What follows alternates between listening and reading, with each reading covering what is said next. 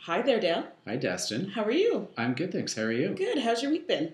It's actually been kind of busy. No, okay. Well, this is the show where we get to hear about it. Welcome to the Lord and Smith Commission. I'm Destin Lord. That's Dale Smith. So, Dale, let's jump right into things.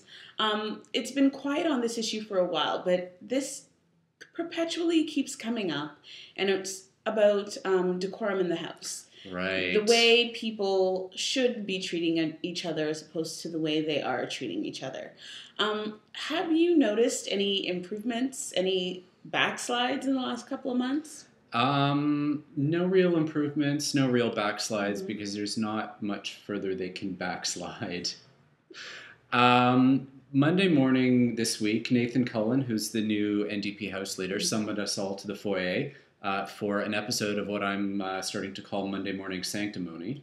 And he promised that he was going to crack down on poor behavior, and he was going to talk to the speaker to try and get the speaker to take away questions from MPs who behave too badly. And how likely do you think this plan is going to work? Not at all. Okay, but you will be at the same speech of sanctimony on Monday morning. Quite possibly, it could be the new iteration of, well, this week we're gonna crack down by getting the speaker to do something else. Mm-hmm. And it's curious that he's always trying to get the speaker to lay the rule down Mm-hmm. rather than really using his own power as House leader to look at his own members. Well, and the magic of Nathan Cullen is that he's conciliatory, he's consensus builder. So, I mean, if he can't get this done, really, who can? Well, it's one of those kind of self-policing things. Mm-hmm. And I guess we could also say that there is no chamber in the world where people don't wish that they were more serious and less irreverent Mm-hmm. and have better decorum. And at no point in history was there ever some consensus that, wow, we really get along and we have respectful debates. It's true. So we talked about Nathan Cullen, but I think we can't have this conversation without talking about Michael Chong. Right. And at some point, he had put forward a private members bill. I think it was A motion in terms of sort of making adjustments to question period, the time allotted for asking questions. There were a whole bunch of sort of proposals that he had in that motion. What's the status of that? Actually, that's a good question. So far as I know, whenever his particular slot comes up in the rotation for private members' business, Yeah. we'll look at that. But I offhand don't know when that slot is going to be. I don't think it's in the current batch of 30, so we'll have to wait and see. Okay. Well, then my message then to Nathan Cullen is you probably should talk to Michael Chong and work something out between the two of you. So, I mean, speaking of decorum, I think that links us into our second issue of the week, which is this major omnibus bill. Yeah. So, by definition of the word, omnibus means that there's a whole bunch of important things sort of molded and hidden together in one giant bill. Yeah. So, what are the issues at hand that are trying to be pushed through in this omnibus bill? Well, under the guise of budget implementation, which is about 420 pages worth. About 150 pages worth of that is environmental assessment related. So that's getting the Environmental Assessment Act pretty much rewriting entirely. Major changes to the Fisheries Act, the Species at Risk Act.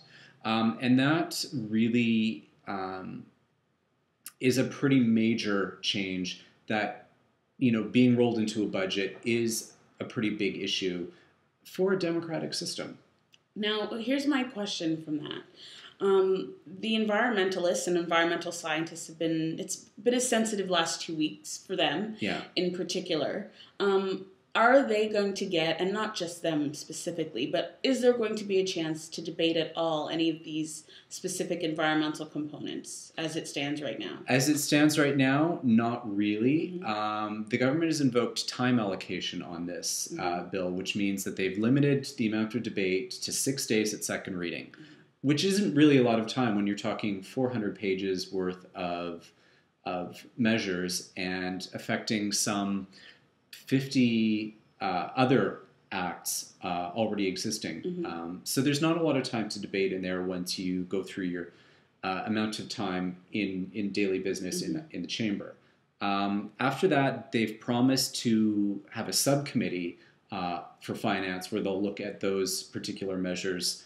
But subcommittees are small. Well, opposition parties can put their environment critics on those subcommittees if they want. It's not really going to be a lot of time to debate those very substantive changes to those acts. And the government is likely going to invoke time allocation there as well and say we need to get this passed by early June because we need to get it to the Senate so that they can pass it before we rise for the summer. So we're likely not going to see too much debate on those measures. And what was interesting about what you just mentioned is that you said there will be an opportunity, however limited, for additional debate in the Finance Committee. Yeah. Given the specific subject matter of, the multitude of issues that are in that omnibus bill, but it seems to be focused, a lot of stuff is on the environment. Is the Finance Committee the best place to have this discussion? Well, no, not really, and that's part of what the problem is. There's been calls to have these environmental portions hived off as to separate legislation where it can be debated in the Environment Committee, but the government's not biting on that. And there's other measures in there too, like they're cutting the Inspector General's office from CSIS, which is a major oversight body. And they said, the Security and Intelligence Review Commission can do the same function. We're just duplicating efforts, which is actually not true. Again, why would Finance Committee study that and not Public Safety Committee, where they have a bit more expertise, where they can call witnesses to that effect? Whereas Finance Committee, it's going to be really tough to do that. Okay. So,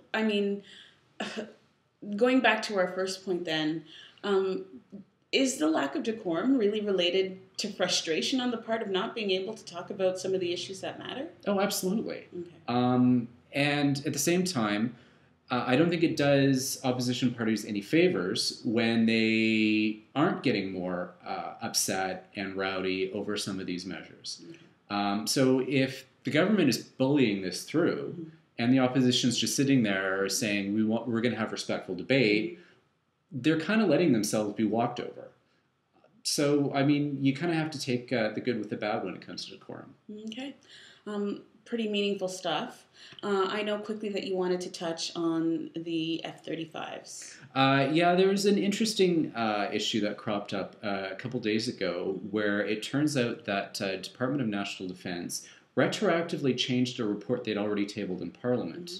And what they changed, they called it a typographical error, but what they changed was the status of where the procurement process was at. So whereas it originally said the details phase, or the definitions phase rather, they changed that to the selecting criteria phase, which is a pretty major change. Well, it fundamentally moves the process forward, according to the department, from just sort of figuring out what the definitions are to actually getting into the nitty-gritty. Yeah, so they moved it backwards to say, no, we're not this far along, we're actually only here, which isn't what they were saying the whole time. So I guess to sum up, how big of a deal is this, and should we speculate as to why they may have done this? Well, it's a big deal in the fact that they did it retroactively and they did it very quietly with a little amendment on the Treasury Board website, and that's it. Okay. There was no other notice to parliamentarians that they had changed the report that had gone to Parliament. So that's a pretty significant issue. As for the reasons why. Well, obviously because there's been so much attention paid to it, and because the senior bureaucrats are getting a lot of negative attention over this issue, that they're probably feeling some heat and wanted to try and make themselves look better. Okay. Well, we'll see where this goes. I have a feeling that we'll probably be talking about the F-35s, if not every week, close to it. Seems like. So I want you to keep your eye on that omnibus bill and tell us, what the level of the decorum is when we're talking about it. And I know that you go to those committees regularly, so we'll be hearing about, what debate happens, if at all. Yeah, so for sure. That's it for this week's edition of Lord and Smith Commission. We'll see you soon. All right. Thanks.